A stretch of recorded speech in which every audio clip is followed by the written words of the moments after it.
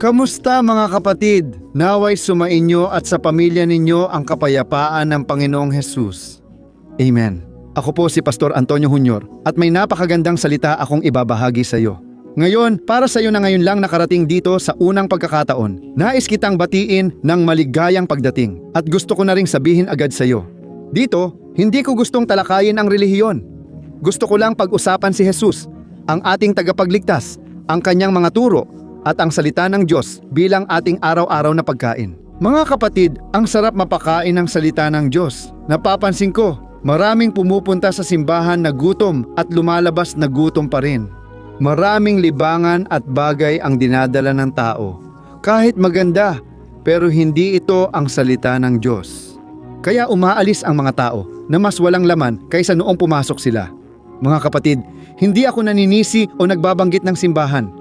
Sinasabi ko lang ito. Dapat nating ibalik ang pagmamahal sa salita ng Diyos at magtipon bilang pamilya sa pananampalataya upang pag-usapan ang kadakilaan ng Panginoon at mga aral niya. Mga kapatid, palaging nagbibiro ang asawa ko sa akin. Sinasabi niya na kapag binigyan mo lang ako ng mikropono ay gusto ko nang mangaral. Gusto ko nang magsalita tungkol sa Diyos. Minsan, kasama ko ang mga kaibigan at iba pang tao, gusto ko agad mag-ebanghelyo. Dahil ito ang nagliliyab sa puso ko at nagbago ng buhay ko, nagbibigay ito ng kapayapaan sa akin. Kapag nakikita ko ang mga taong balisa at may pagsubok, pakiramdam ko hawak ko ang gamot na makakatulong sa kanila. At ang gamot na iyon ay si Hesus, alam mo. Kaya kapag nabubuhay ka ng isang tunay na relasyon sa Diyos, nararanasan mo ang tunay na kalayaan. At kapag malaya ka, gusto mo ring palayain ang ibang tao. Sang-ayon ka ba? Ang taong naligtas ay ayaw pumunta sa langit mag-isa. Gusto niyang isama ang pamilya, mga kaibigan, at lahat. At madalas, tayo ay nadidismaya, napapagod, at nawawalan ng gana kasi parang nagsasalita lang tayo sa pader. Ayaw makinig ng mga tao. Laging tinatanggihan ng mga tao ang paanyaya ng kaligtasan. Pero mga kapatid, huwag tayong panghinaan ng loob.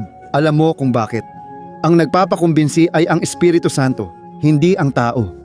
Hindi ako, hindi ikaw, kahit gaano ka pa kagaling mangaral. Ang Diyos ang gagawa ng gawain. Amen.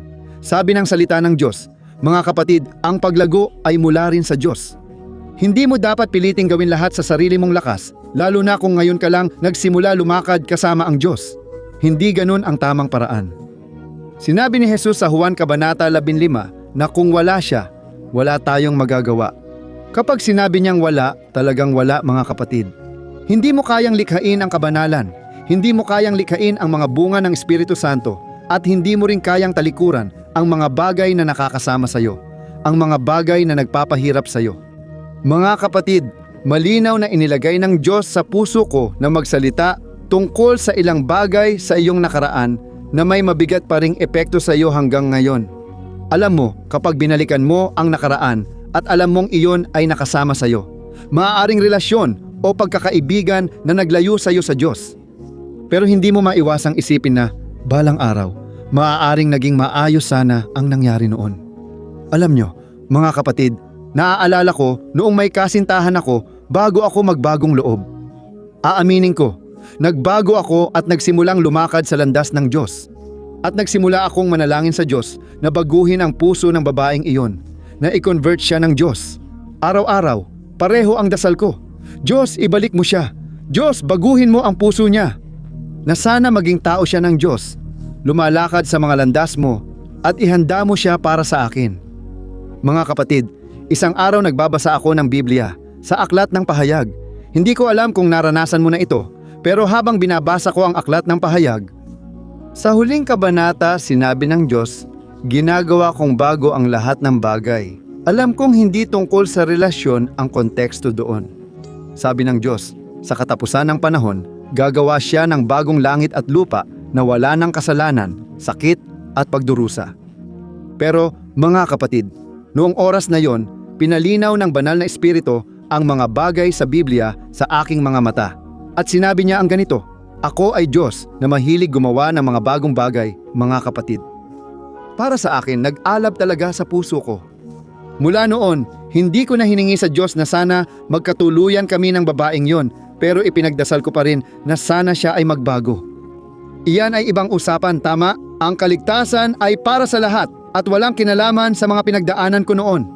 Pagkatapos noon, hindi ko na muling hiningi na magkabalikan kami dahil naintindihan kong kinausap na ako ng Diyos. At sa parehong paraan, naniniwala ako na kakausapin ka rin ng Diyos ngayon sa pamamagitan ng mensaheng inihanda ko rito. Dahil, alam mo, madalas ay masyado kang nakaugat sa mga bagay ng mundong ito, sa mga bagay na nagbibigay sa iyo ng kasiyahan. Pero sa parehong panahon, hindi iyon ang inihanda ng Diyos para sa iyo. Dahil dito, hirap kang bitiwan ang mga iyon. Ipapakita ko rin na pagbalik ni Jesus, ayaw niyang may taong nakakapit pa rin sa mundo. Kaya nga, simula pa lang ngayon, kailangan nating maging isang taong maluwag, isang taong araw-araw ay humihiling sa Diyos na palayain mo ang sarili mo. Alam mo ba yon? Mga kapatid, ang pinakamalaking tagumpay natin ay laban sa kasalanan sa loob natin. Nang magsimula ako sa simbahan, napansin kong marami ang tao.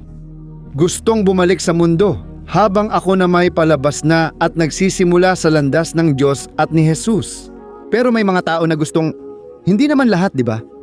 Gusto pa rin nilang bumalik sa mundo at malaman ang mga bagay dito.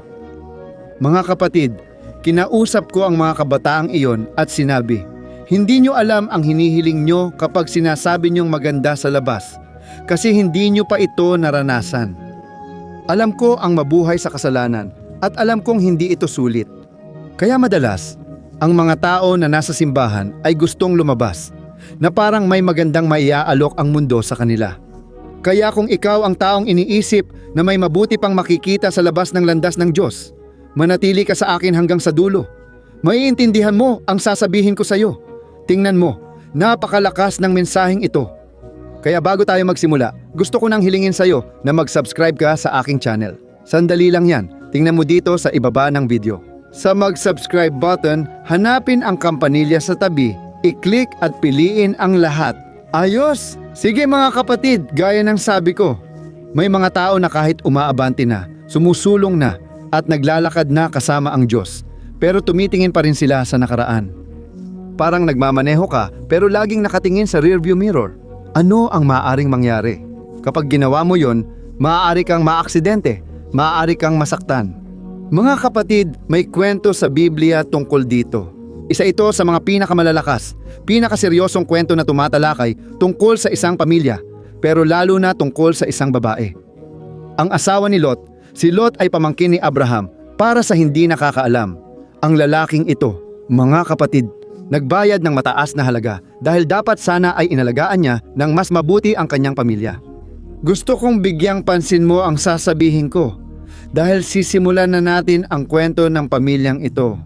Ganito, para mas maintindihan mo, balikan natin ang lungsod ng Sodoma. Naalala mo ba ang Sodoma at Gomora? Oo mga kapatid, sabi sa Biblia, puno ng kasamaan, kabuktutan at kahalayan ang mga lungsod na ito. Alam kong pag naaalala natin ang mga lungsod na ito, agad nating naiisip ang kasalanang sexual. Tama?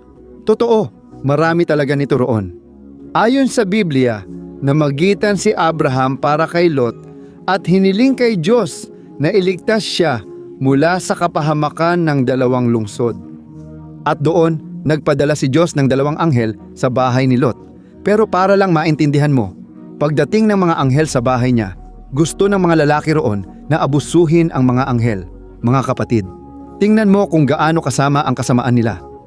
Kinailangang bulagin ni Diyos ang mga lalaking iyon bilang tanda ng kanyang paghuhukom. Pagkatapos, pumasok ang mga anghel sa bahay at binalaan si Lot at ang pamilya niya. Sinabi nila, magpapadala ang Diyos ng apoy at asupre mula sa langit at walang matitira. Kailangan ninyong umalis.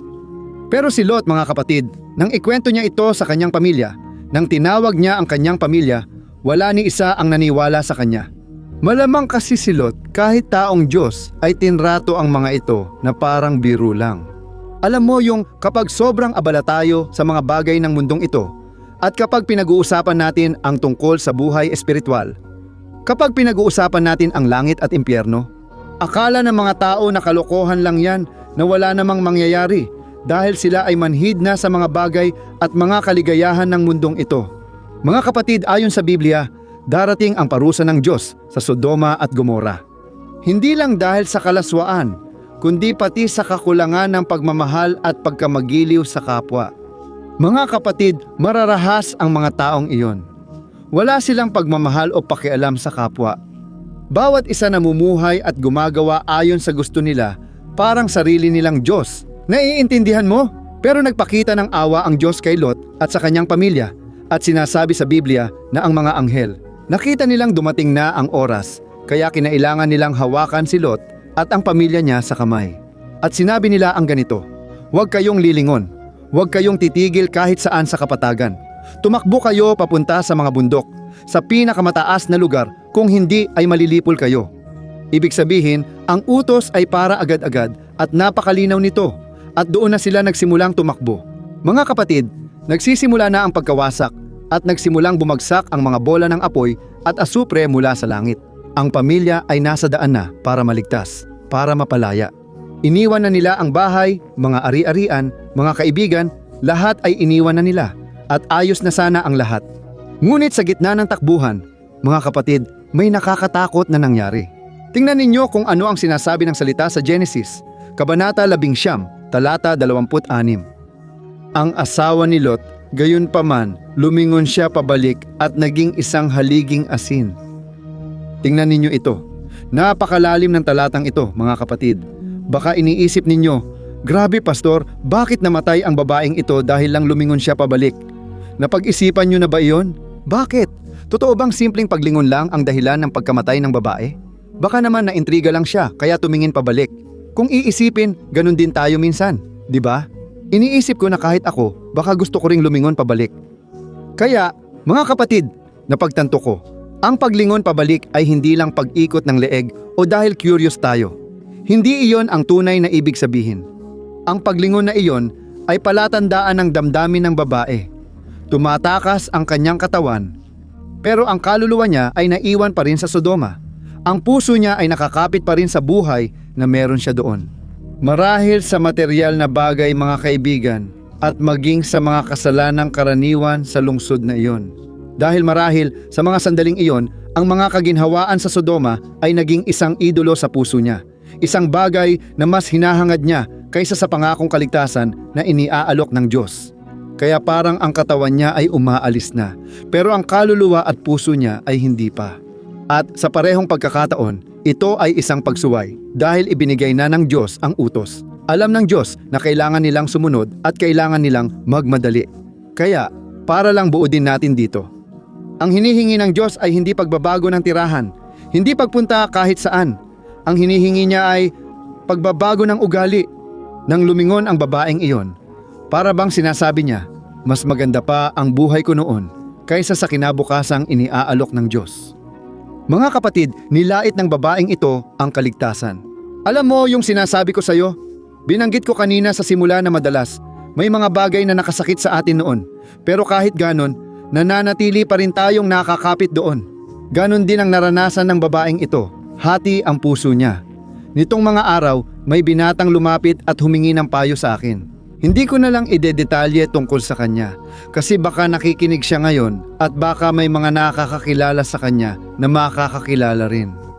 Ganito yon, lumapit sa akin ang binata at sabi niya, "Oh pastor, nagpakasal ako sa dalaga at ilang taon na kaming kasal."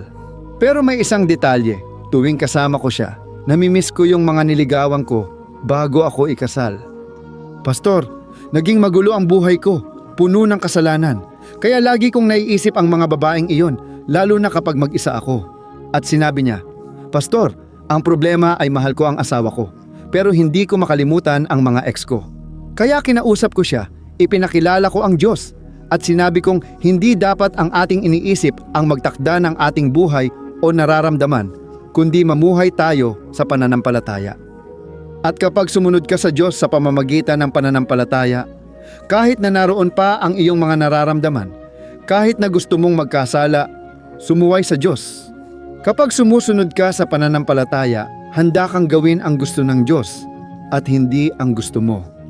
Habang lumilipas ang panahon, umaayon ang nararamdaman mo sa desisyon mo. Kaya iyon ang sinabi ko sa kanya dahil wala namang saysay kung iba ang sasabihin ko. Naku, kapatid, maawa ka. Hindi mo dapat isipin yan kahit kailan. Kasalanan yan. Wala namang silbi gawin yon. Mga kapatid, hindi nawawala ang ating mga karanasan sa nakaraan. Sang-ayon ba kayo? Ang mga naranasan mo noon sa mundo ay madalas malakas at matindi, kaya mahirap kalimutan. Pero ganito ang sinasabi ng Diyos. Kahit hindi mo makalimutan, may kapangyarihan ka pa ring pumili, may malaya kang kalooban. Kaya ikaw na nakikinig sa akin ngayon, hinihingi ng Diyos ang iyong pagsunod, na huwag ka nang lumingon sa nakaraan. At kahit sabihin mo pa, Pastor, para sa akin, imposible ito dahil masyado na itong nakatanim sa loob ko at mas malakas pa sa akin. Kaya nga mga kapatid, sinabi ko sa simula pa lang na kung wala si Jesus, wala tayong magagawa, tama ba? Hindi mo kaya pero kaya ni Jesus.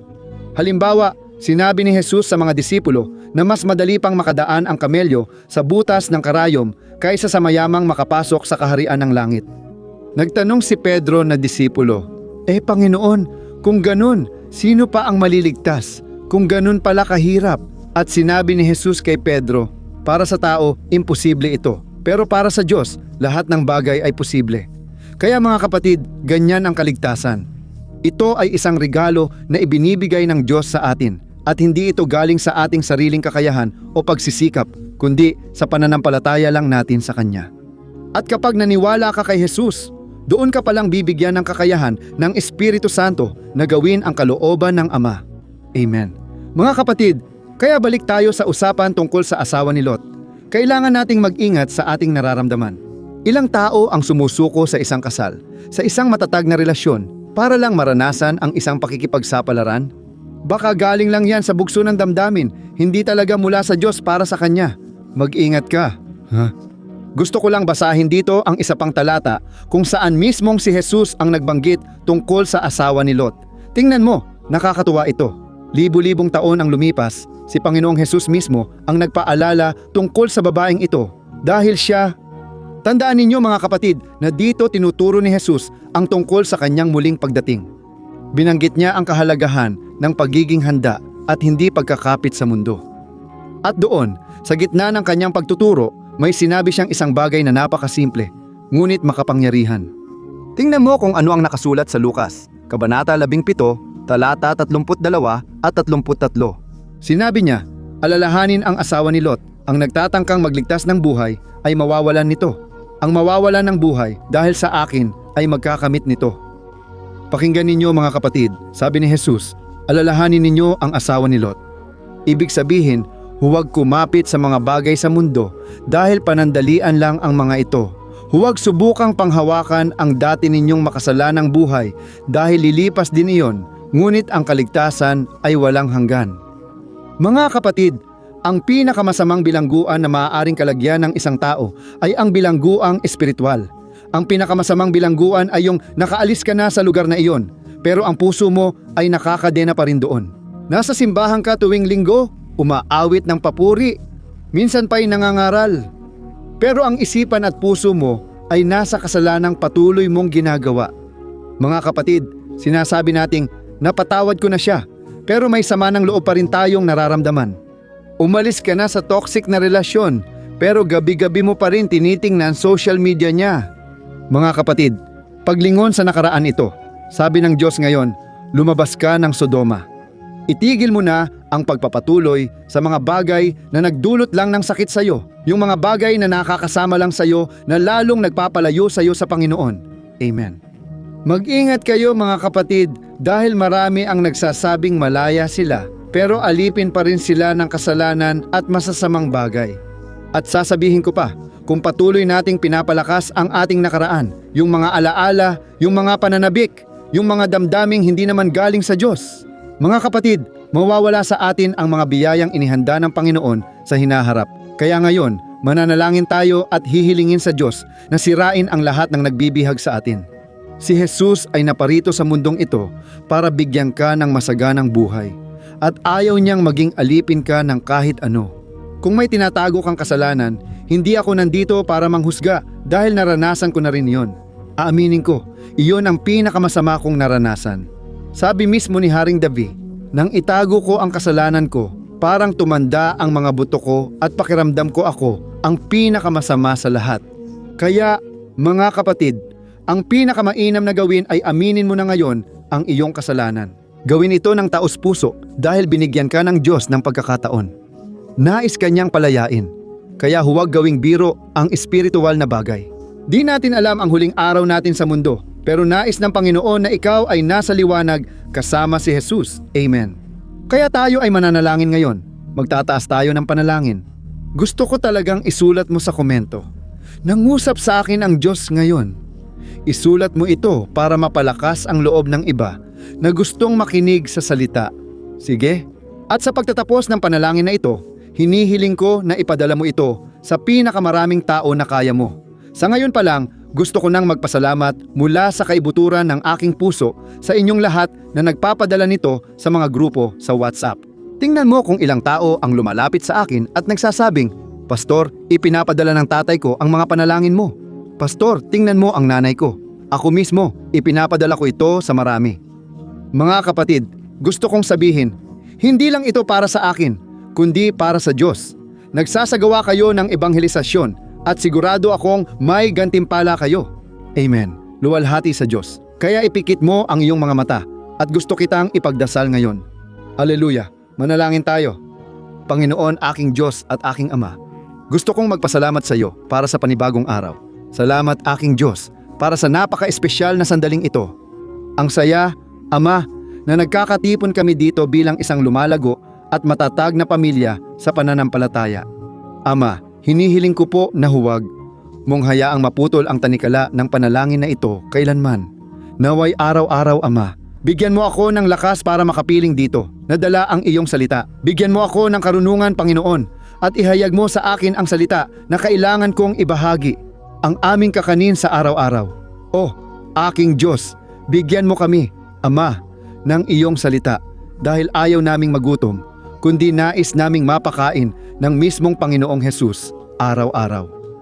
Ama, nakarinig kami ngayon ng mabigat, ngunit kailangang salita. Ilang tao ngayon, Ama ko, ang lumilingon pa atras. Alam mo, aking Diyos, kung ano ang Sodoma na humahawak sa kaluluwa ng bawat isa sa iyong mga anak. Maaaring ito ay isang alaala, isang relasyon, isang bisyo, isang sama ng loob, isang nakatagong kasalanan. O banal na espiritu, hinihiling ko na pumarito ka ngayon. Ipakita mo sa bawat isa sa amin kung ano pa ang humahadlang sa amin sa nakaraan. Pumarito ka na may iyong liwanag, Panginoon. Liwanagan mo ang aming isipan at puso at ipakita ang mga tanikalang di pa napuputol.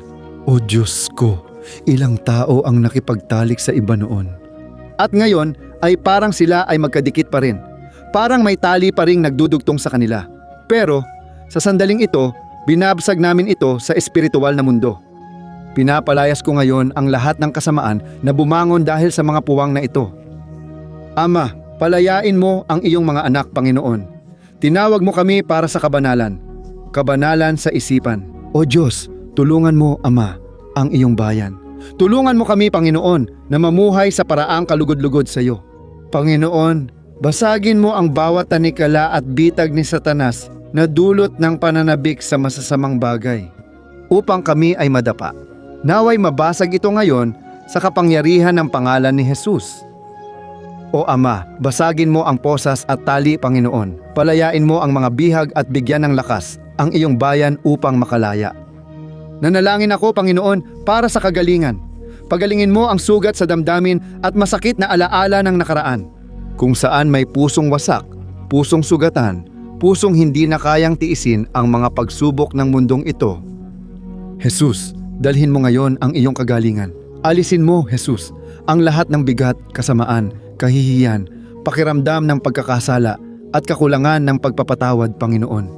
Tulungan mo, Panginoon, ang iyong anak na lalaki at babae na magpatawad sa ama, ina, mga kapatid at mga tao sa simbahan. Panginoon, ayaw na naming mamuhay na may kapaitan kailanman. Gusto naming mamuhay na ang aming puso ay lubos na nakatuon sa iyo. Sa ngalan ni Jesus, Panginoon, hinihiling namin ang iyong tulong upang magawa namin ang iyong kalooban at hindi ang aming sariling kalooban. Aleluya! O aking mahal na kapatid na lalaki at kapatid na babae, gusto kong bigyan ka ngayon ng pagkakataon. Ikaw na hindi pa iniaalay ang iyong buhay kay Jesus. Ikaw na nakakulong pa rin sa kasalanan at nais mong makalaya. Ngayon din ay inaanyayahan kitang gawin ang panalangin ng pagsuko. Alam ko na ang panalangin ito ay simula pa lamang. Mula sa panalangin ito, Dapat mong tanggapin ang pananagutan kay Jesus. Naniniwala akong nagsisimula ang lahat sa simpleng panalangin. Kaya hinihiling kong gawin mo ito ngayon ng taos puso. Amen. Kaya manalangin ka. Ulitin mo ang mga salitang ito kasabay ko ngayon. Sabihin mo, Panginoong Jesus, nagsisisi ako sa aking mga kasalanan. Humihingi ako ng kapatawaran sa iyo dahil matagal akong lumingon sa nakaraan. Matagal din akong nanatili sa isang buhay na hindi kaaya-aya sa iyo. Panginoon, iniaalay ko ang aking puso at ang aking buhay sa iyong mga kamay. Patawarin mo ako, linisin mo ako, baguhin mo ako ng lubusan at bigyan mo ako ng kaligtasan, Jesus. Naniniwala ako na namatay ka sa krus para iligtas ako. Dahil sa aking kasalanan, kaya mo ibinuhos ang iyong dugo doon sa krus. Napakataas ng halagang binayaran mo para ngayon ay magkaroon ako ng kapatawaran, kalayaan at kaligtasan. Kaya naman, sa pamamagitan ng pananampalataya, tinatanggap ko ang kapatawaran at biyaya ng Panginoon. O Jesus, isulat mo ang pangalan ko sa aklat ng buhay. Gusto kong lumakad kasama ka araw-araw at hindi na muling lumingon sa nakaraan. Hindi na muling tatalikod. Sa pangalan mo, Jesus, ako'y nananalangin at nagpapasalamat sa iyo. Amen. Papuri sa Diyos. O Panginoon, salamat po Ama sa taong ito na nanalangin ngayon. Naniniwala akong taos-puso siyang nanalangin. Hinihiling ko po, Panginoon, tunay mong baguhin ang buhay ng taong ito. Palakasin mo siya sa kanyang paglalakbay na lagi kanyang titingnan, Jesus, araw-araw. At naway walang tukso mula sa nakaraan, walang tinig ng kaaway ang magpabalik sa kanya sa dati niyang buhay. At hinihiling ko rin ngayon, Ama, na ang panalangin at mensaheng ito ay kumalat, na maabot ang mga pusong sugatan, mga taong natigil at parang mga haliging asin. Naway magkaroon ng kalayaan, kaligtasan, kagalingan at mga himala para sa kaluwalhatian at papuri ng iyong banal na pangalan. Sa pangalan ni Jesus, ako'y nananalangin at nagpapasalamat sa iyo. Amen. Luwalhati sa Diyos.